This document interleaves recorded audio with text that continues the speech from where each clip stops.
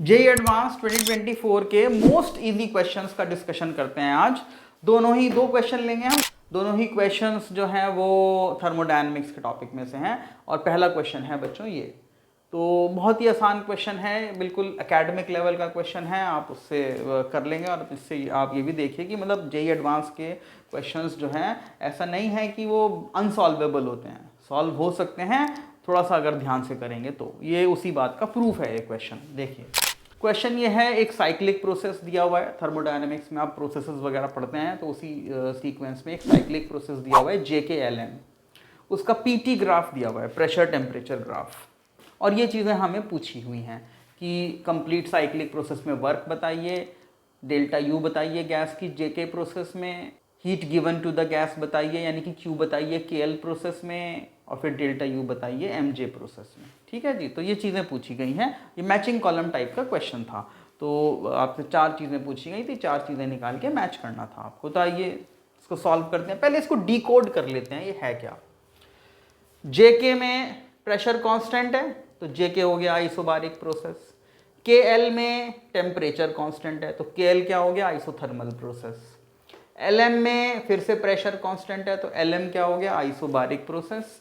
MJ में temperature constant है तो MJ क्या हो गया, आइसोथर्मल प्रोसेस। तो बच्चों दो प्रोसेस आइसोथर्मल हुए और दो प्रोसेस आइसोबारिक हुए। अब हमें वर्क डन निकालना है कंप्लीट साइकिल में। तो अगर ये PV ग्राफ होता तो इसका एरिया निकाल लेते तो वर्क डन आ जाता साइक्लिक प्रोसेस का, लेकिन अनफॉर्चुनेटली ये PT ग्राफ है। तो अब हमें वर्क कैसे निकालना है, अब हमें वर्क बच्चों हर एक प्रोसेस को लेके निकालना पड़ेगा।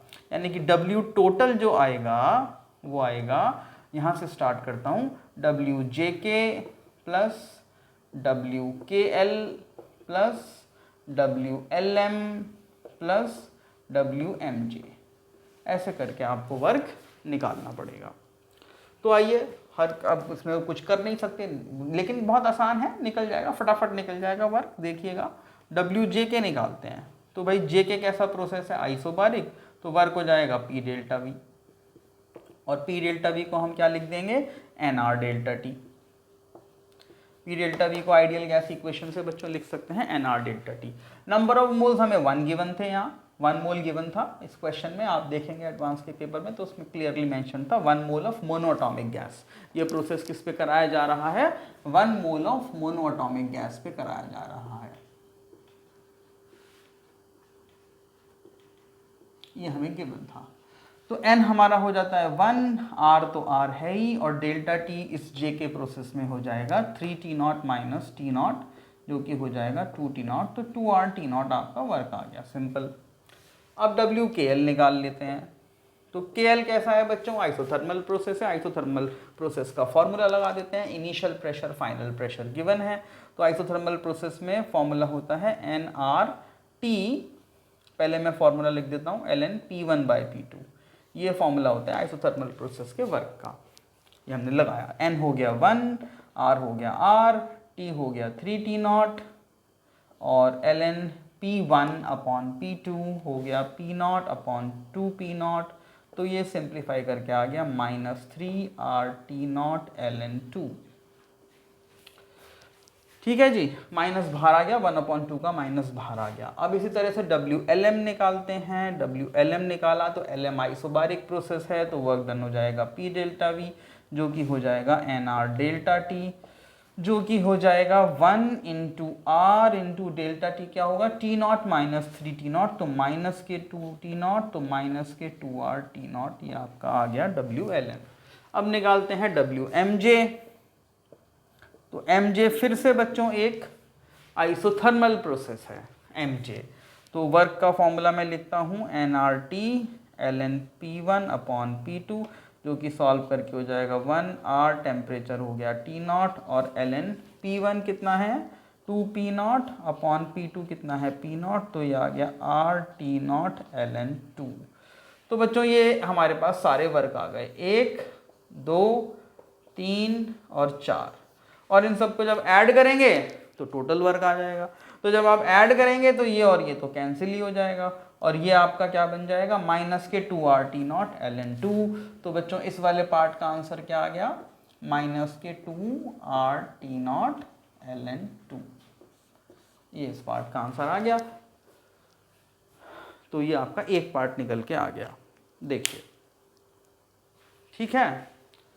अब इसको मिटा देते हैं, अब बाकी के पार्ट्स करते हैं और देखिएगा बाकी के पार्ट्स भी कितने आसान हैं।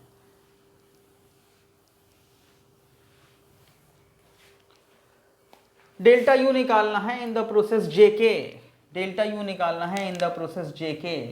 तो बच्चों याद रखिए हमेशा, for an ideal gas, for an ideal gas, कोई भी प्रोसेस हो, कोई भी प्रोसेस हो, delta U is always n C V delta T. N क्या है बच्चों? 1, मोनोअटोमिक गैस है तो CV3/2R हो जाएगा, और डेल्टा टी जे के प्रोसेस में है 2T0, तो ये तो एकदम से ही निकल के आ गया 3RT0, ये इसका भी आंसर आ गया 3RT0। उसके बाद हमें निकालना है heat given to the gas in process KL, KL। तो KL जो प्रोसेस है वो कैसा है? आइसोथर्मल। KL जो प्रोसेस है वो कैसा है? आइसोथर्मल।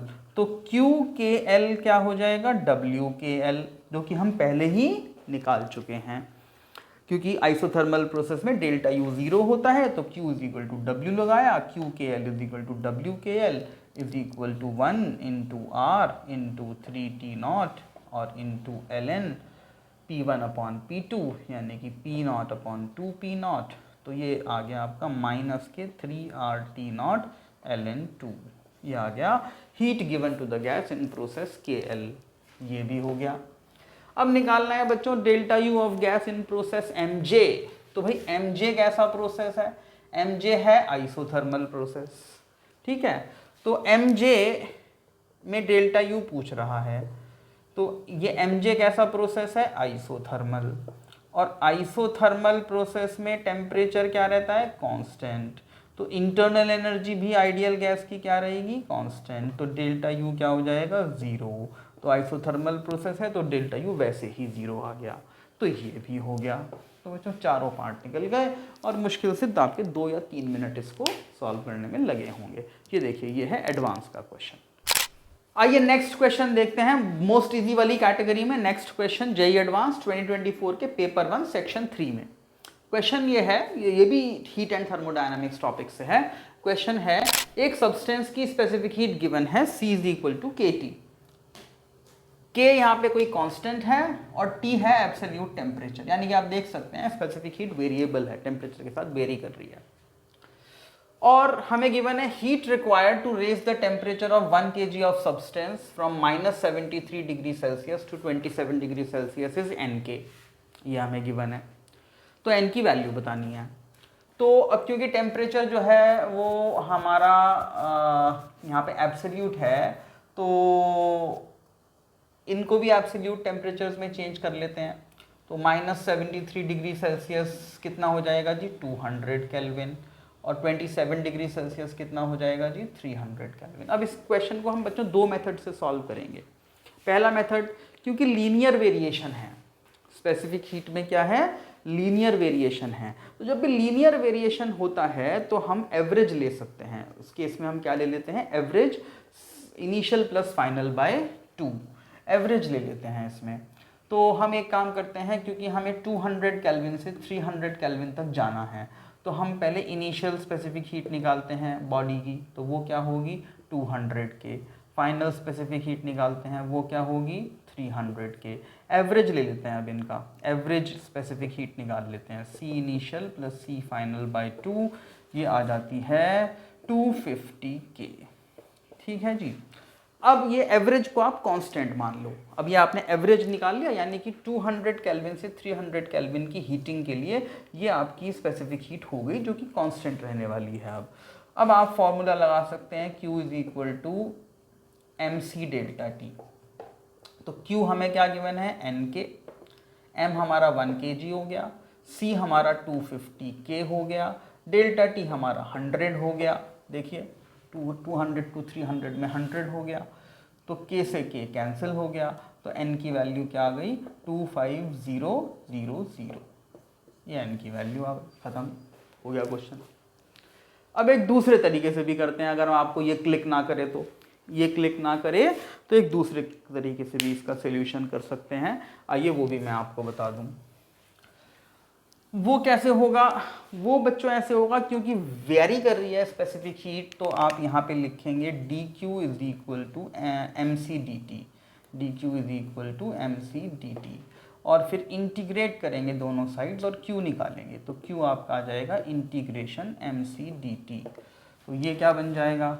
इंटीग्रेशन m हो गया 1, c हो गया kt, और ये dt, और ये आपका आ जाएगा 200 टू 300। ये लिमिट आ गई 200 केल्विन टू 300 केल्विन। तो इससे क्या बन गया? Q की वैल्यू हमें दे रखी है nk, तो मेरी इक्वेशन बन गई nk is equal to integration 200 to 300 kt dt। इसमें k कांस्टेंट है, बाहर ले लेंगे, ये बन जाएगा 200 टू 300 t dt। ये आपका जब आप सॉल्व करोगे तो आ जाएगा k into T square by 200 to 300।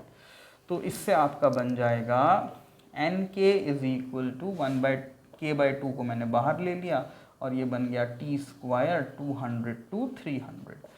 ये बन गया आपका k/2 इंटू 300 का स्क्वायर माइनस 200 का स्क्वायर, और ये बन गया बच्चों k/2 इंटू 100 इंटू